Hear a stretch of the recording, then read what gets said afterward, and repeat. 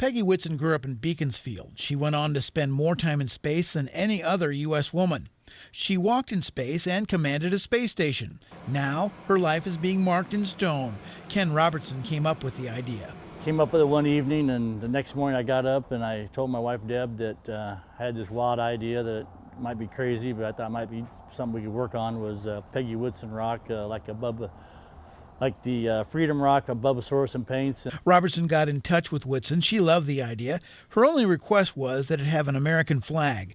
Ray Bubba Sorenson agreed to do it, so they needed a rock. They wanted $15,000, $20,000 for a rock, and so I put it on Facebook. Anybody had a rock they wanted to donate. Well, the same night, Randy Smith was digging up a field, and they called me up and told me they found a rock in the middle of the field. Didn't know how big it was, and it was all full of mud, but I could have it if I wanted it.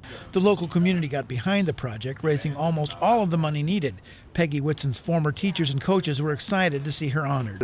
I'm going to work hard and I want to be a guard, and she worked very hard and became, an all-conference guard in 1 year. I mean, she got A's in every class I had her in, and I mean, she was,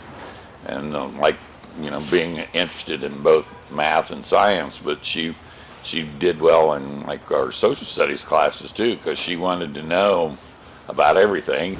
Actually, what the finished Peggy Whitson rock will look like is still a guarded secret. They'll unveil it sometime in the spring, and hopefully Peggy Whitson will be able to make it here for the dedication. In Mount Ayr, Roger Riley, Channel 13 News.